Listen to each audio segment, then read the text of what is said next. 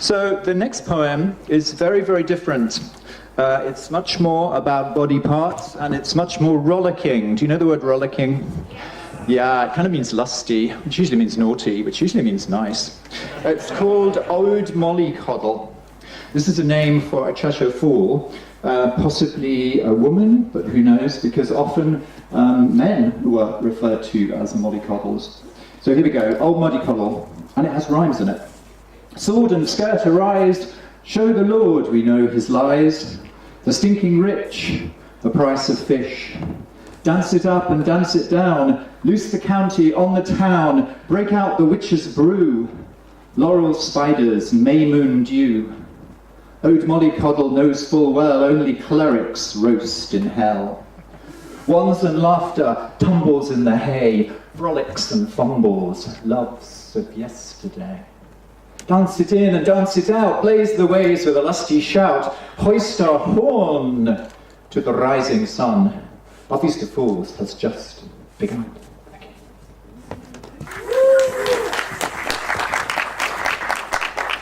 I like this.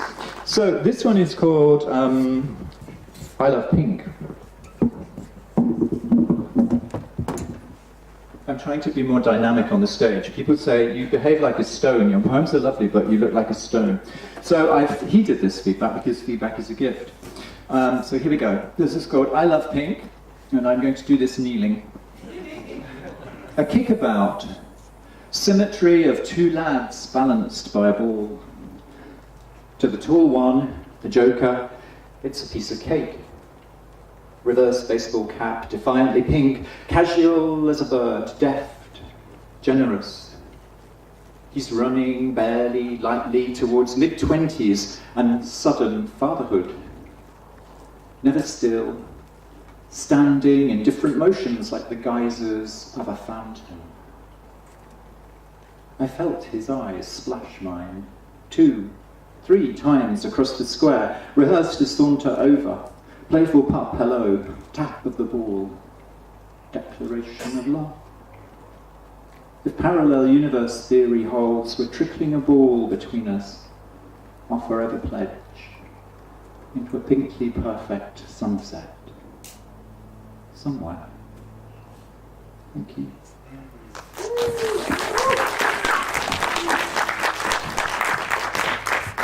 The next few poems are kind of a little bit queerer. They're like a sort of story. So if you imagine that there was like a queer TV and it in any way resembled any of us, then it might sound a bit like this. And in order to do this, I need to just slightly take a few things off. Feel free to create atmosphere, but I'm not going to do the reveal. Then again, I may.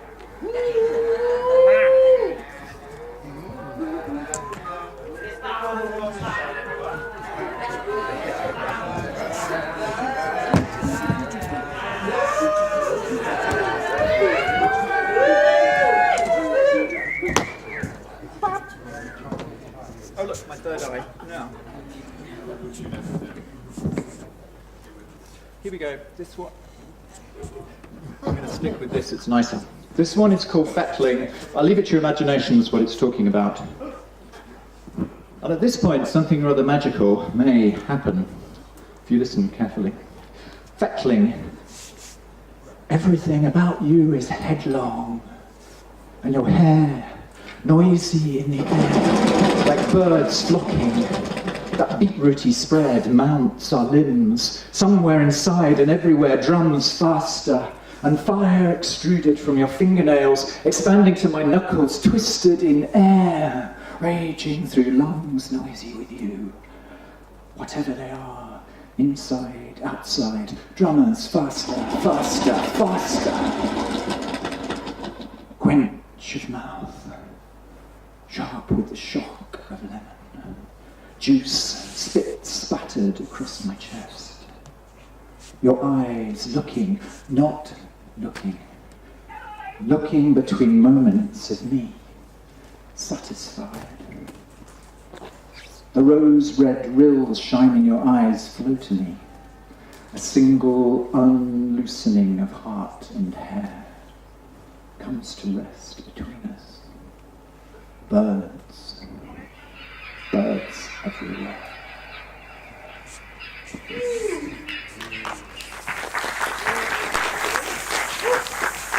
So you will have your own views about what that was describing. Ornithology, of course, being the correct answer. And so we move on in this episode, which I might call Queer Enders, but that sounds slightly dangerous. So this time it's called Cages. Now, you have to imagine that I'm two people. Difficult, I know, because I'm probably many more. But for this purpose, I'm two people. So when I'm here, I'm person one. That's a kind of interesting yoga position. When I'm here, I'm person one. When I'm here, I'm person two. Whoops, I'm still here. Cages. In his cage, he lies with silence, eyes unfocused. Tells himself the old story. How it couldn't be different because it had never been different. Broken inside. In his cage, he paces between tears. It could have been different. The stack of hates he stuffs under his skin, round his belly, beneath his eyes, swollen. In his cage, he rehearses what his lips will never say, pecking away at the truth like a hen starved. The child within weeps, but from further away. In his cage, he gets fucked again to forget, and it lasts as long as the drugs prop the sky up. The child within weeps, but from further away. At different times, they traipse to the sea, rage, hurl those words no one must ever hear. But the sea knows your names, listens and replies, though you hear only the sigh of waves.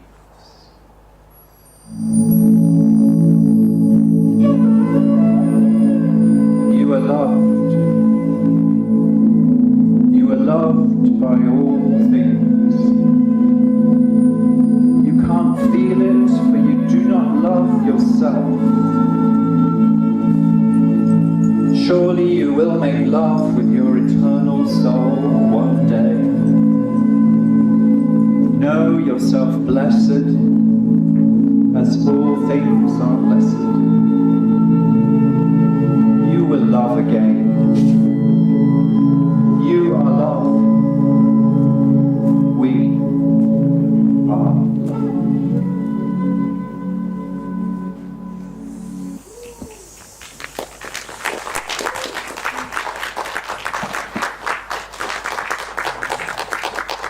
And thus comes another change in the wardrobe. Just amuse yourselves for a while. Preferably in conformity to the rules of the site.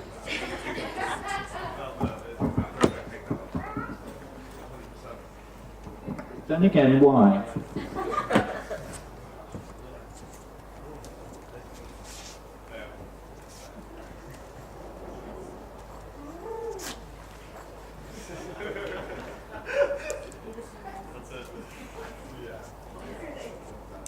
It's not easy to put on. Performance anxiety has always been a thing. Okay, this is where we move into a different liminal space, magic. This is where I invite you to travel with me for the rest of the poems. For poems are a way into magical space. Between the worlds. Kites draw the scrim of sky closer. Fire leaps hand to hand. There is water holding the light of a beeswax candle as your eyes hold ours. The circle is cast. Everywhere is sapful surge and splash of green grown, bright as mother's moon. Chestnut trees wall and whirl peaty roots into leafy skies urgent with summer lamb bleat. Gifts given and received, and the pleasure cup brim full. Hail the fool, tread boldly on air. Tread gentle too, for this is magic. Silence is bat song, sorrow, joy. He is, she is, queen. All is present between the worlds.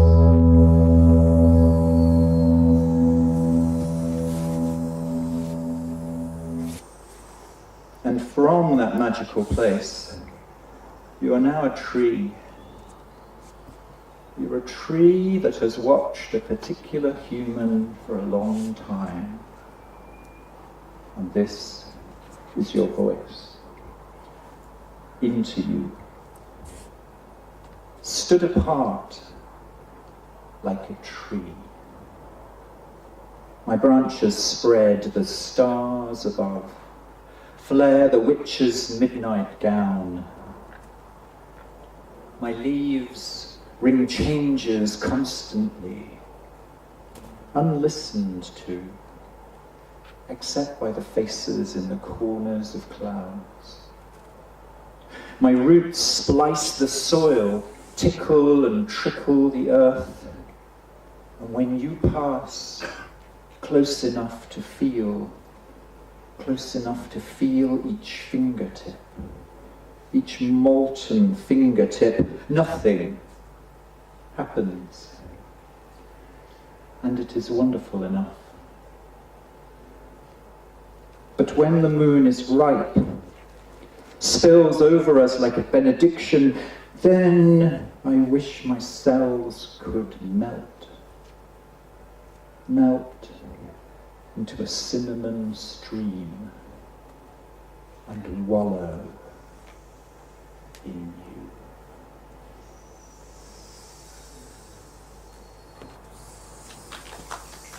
Compassion is a very beautiful thing. It's easy sometimes to look away from things. Some things are very difficult to look at, but they're very important to look at. Compassion has fierce love and does not look away. And so it is that I share with you this poem which I wrote after Pulse Orlando, June 16. You'll know immediately what this is about. Love's Garden. The garden troubles my eyes. Its shaggy lawn recounts the reasons I haven't had chance to get the mower out lately. That's not why I'm here. I'm tearing an old flag, friend of many marchers, into vertical strips. Slowly, separating each ribbon so none are hurt. Their mound spreads untidily, like hopes do, and excuses and fears. When 49 is reached, the whole garden loosens as if weeping. It takes all the days the sky can hold before I perceive the earth's bone dry, except where my tears have self-seeded. One by one, tree branches swell with rainbow leaves. They flutter like newborn butterflies with unsteady wings.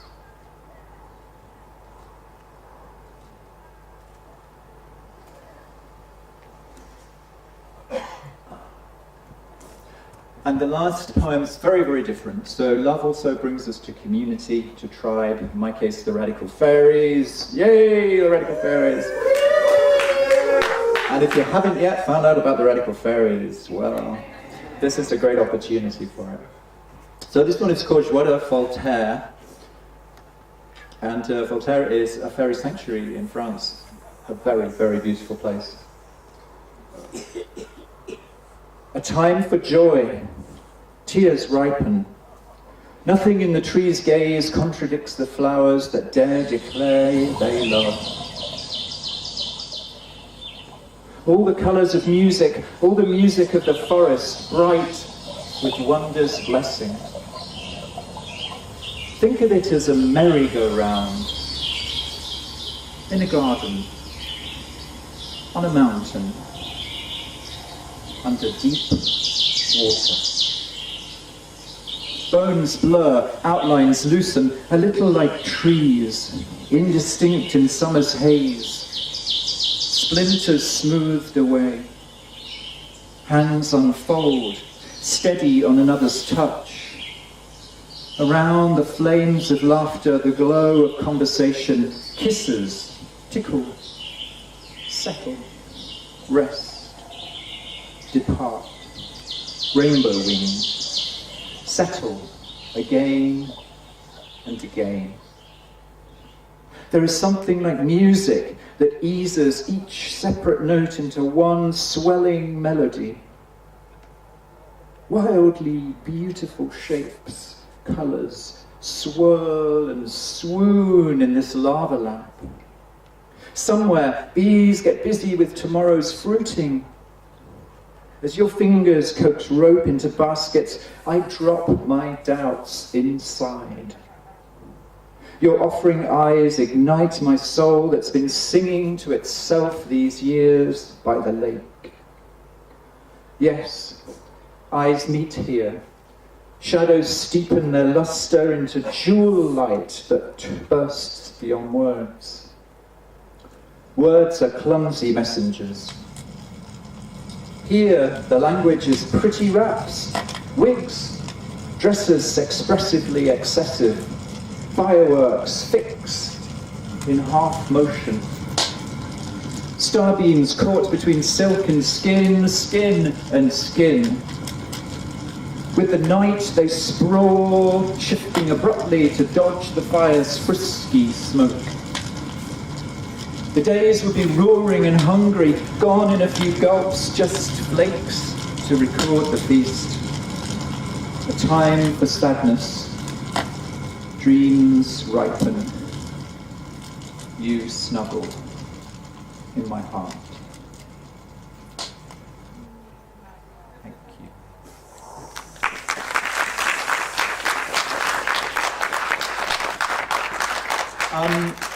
I've got two more poems, but I just need to time check. Who's kind of got the time thingy?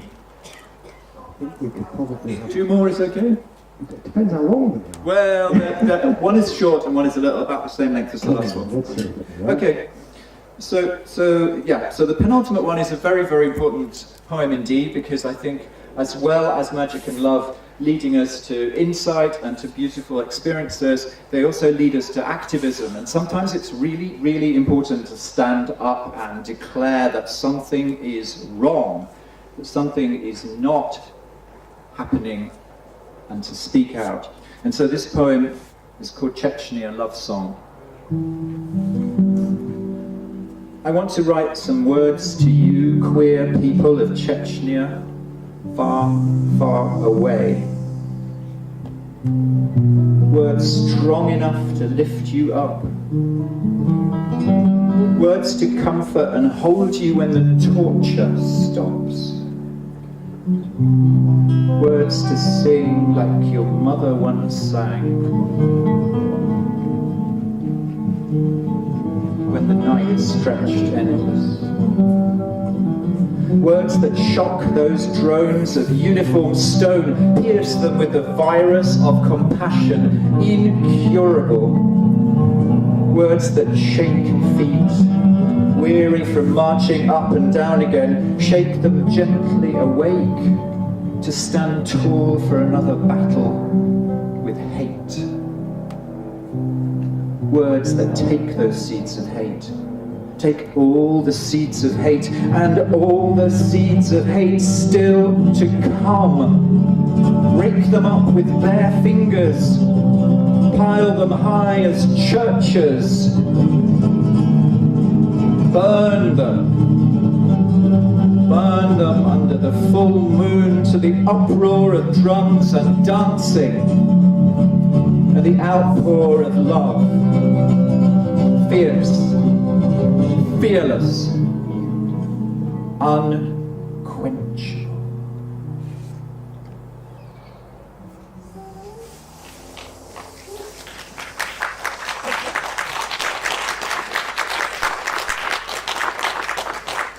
And the last poem, and it's been absolutely joyful being here, and thank you so much for listening to these poems. I hope that they have given you a glimpse into my strange existence, and that might help you to come to peace with your own strange existences, because we're all weird and wonderful, and I rejoice in every single one of us.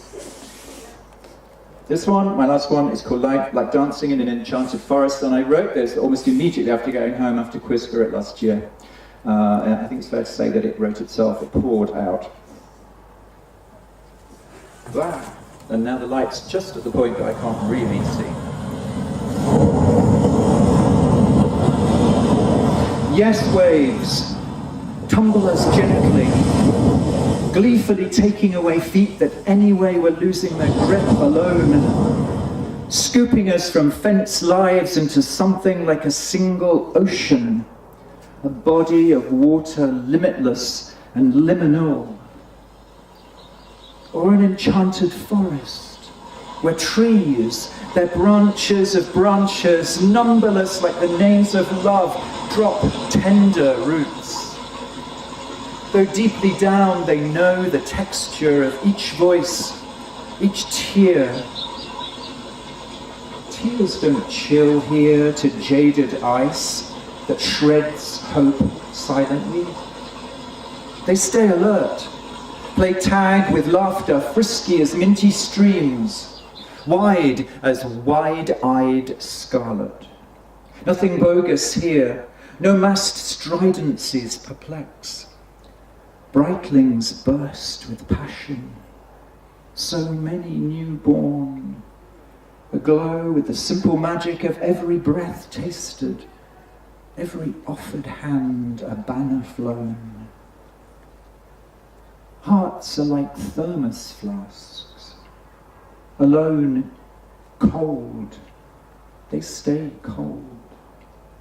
Filled, hot, they must jive and skip and sing, and so do we, shooting our spray high into the cloud-hugging branches.